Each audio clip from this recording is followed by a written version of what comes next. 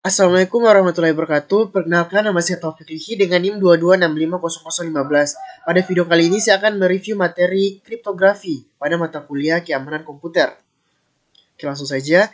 Message atau pesan adalah data atau informasi yang dapat dibaca dan dimengerti maknanya.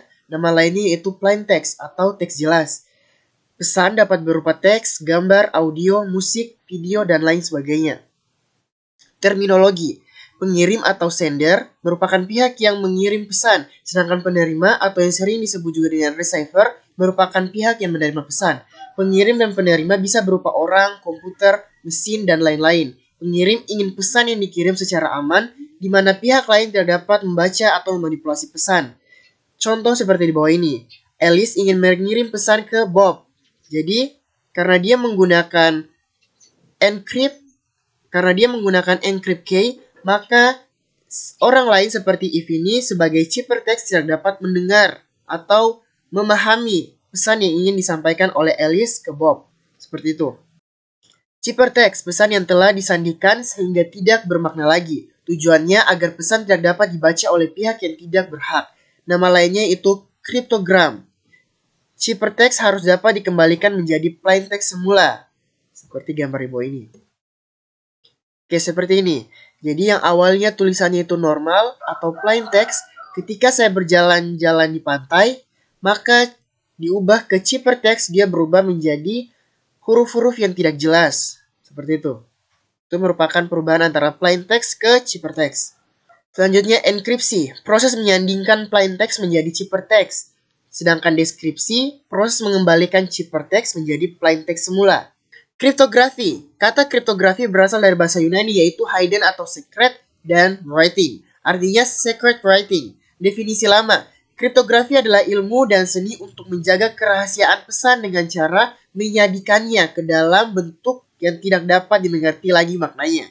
Definisi baru, kriptografi adalah ilmu dan seni untuk menjaga keamanan pesan. Algoritma kriptografi atau cipher, aturan untuk enciphering dan deciphering atau fungsi matematika yang digunakan untuk enkripsi dan deskripsi pesan. Kriptografi, studi mengenai kriptografi dan kriptanalisis, persamaan kriptografer dan kriptanalis.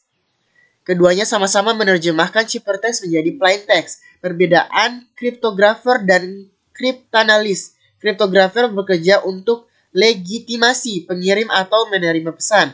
Sedangkan kriptanalis bekerja tanpa legitimasi pengirim atau penerima pesan. Sejarah kriptografi. Kriptografi mempunyai sejarah yang panjang. Tercatat bangsa Mesir 4000 tahun yang lalu menggunakan hieroglif yang tidak standar untuk menulis pesan.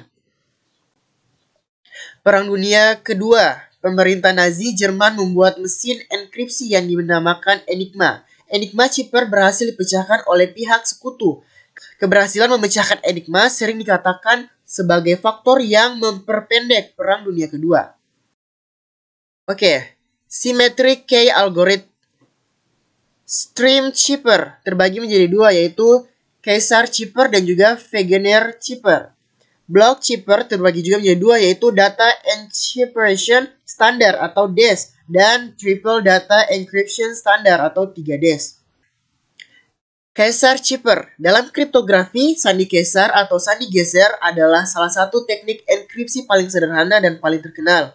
Sandi ini termaksud sandi substitusi di mana setiap huruf pada teks atau plain text digantikan oleh huruf lain yang memiliki selisih posisi tertentu dalam alfabet. Contohnya seperti ini. Misalnya plain textnya itu A, B, C, D, E, F, G. Maka diubah menjadi ciphertextnya dimulai dari D, E, F, G, H, I. Seperti itu.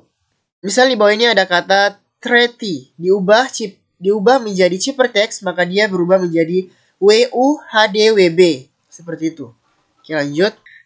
Wegener cipher. Wegener cipher adalah suatu algoritma kriptografi klasik yang ditemukan oleh Giovanni Battista Bellezzo. Beliau menuliskan metodenya tersebut pada bukunya yang berjudul La Cifra del Sig Giovanni Battista Bellezzo pada tahun 1553. Nama Wegener sendiri diambil dari seorang yang bernama Blaise de Wegener. Nama Wegener diambil sebagai nama algoritma ini karena beliau menemukan kunci yang lebih kuat lagi untuk algoritma ini dengan metode auto key cipher. meskipun algoritma dasarnya telah ditemukan lebih dahulu oleh Giovan Battista Blasio. Teknik ini menggunakan tabel bujur sangkar yang berisi kombinasi dari plain text pada kolom serta kunci pada baris. Kombinasi keduanya akan menghasilkan cipher pada baris dan kolom. Contohnya seperti ini. Jadi dia itu miring ke samping. Oke, lanjut. Data Encryption Standard atau DES dikembangkan di IBM pada tahun 1972. Berdasarkan pada algoritma Lucifer yang dibuat oleh Horst Feistel, disetujui oleh National Bureau of Standards atau NBS setelah penilaian kekuatannya oleh National Security Agency atau NSA Amerika Serikat. DES termasuk ke dalam kriptografi kunci simetris dan tergolong jenis cipher block. DES beroperasi pada ukuran blok 64 bit, panjang kunci eksternal 64 bit sesuai ukuran blok, tetapi hanya 56 bit yang dipakai. 8 bit paritas tidak digunakan. Setiap blok plaintext atau ciphertext dienkripsi dalam 16 putaran. Setiap putaran menggunakan kunci internal berbeda. Kunci internal 56 bit dibangkitkan dari kunci eksternal. Setiap blok mengalami permutasi awal atau IP, 16 putaran enchippering, dan inversi permutaran awal, IP kurang 1. Contohnya seperti gambar 9x1 ini. Dari plain text turun ke IP, turun ke enchippering, dan dia memutar sebanyak 16 kali, dan turun ke TP kurang 1, maka berubah menjadi ciphertext. Seperti itu. Triple Data Encryption Standard atau 3DES merupakan salah satu algoritma simetris pada kriptografi yang digunakan untuk mengamankan data dengan cara menyandikan data. Proses yang dilakukan dalam penyandian datanya yaitu proses enkripsi dan proses deskripsi. Algoritma 3DES adalah suatu algoritma pengembangan dari algoritma DES, Data Encryption Standard. Perbedaan DES dengan 3DES terletak pada panjang kunci yang digunakan. Pada DES menggunakan satu kunci yang panjangnya 56 bit, sedangkan pada 3DES menggunakan 3 kunci yang panjangnya 168 bit, masing-masing panjangnya 56 bit. Pada 3DES, kunci yang digunakan bisa bersifat saling bebas, K1, K2, dan K3, atau hanya 2 buah kunci yang saling bebas, dan satu kunci lainnya sama dengan kunci pertama. K1, K2, dan K3 sama dengan K1. Karena tingkat kerahasiaan algoritma 3DES terletak pada panjangnya kunci yang digunakan, maka menggunakan algoritma 3DES dianggap lebih aman dibandingkan dengan algoritma DES. Oke, contohnya seperti ini. Misalnya ini plain text-nya atau teks yang normalnya. Masuk ke kunci pertama, dia diubah menjadi encrypt. Masuk ke kunci kedua, berubah menjadi descript. Masuk ke kunci ketiga, diubah lagi menjadi encrypt. Dan ke ciphertext. Jadi dari teks yang semulanya itu normal, diubah menjadi huruf-huruf yang tidak jelas. Seperti itu. Selanjutnya, dia keluar lagi ke kunci ketiga. Dan kunci kedua, dan kunci ke-1. Maka berubahlah menjadi plain text semula.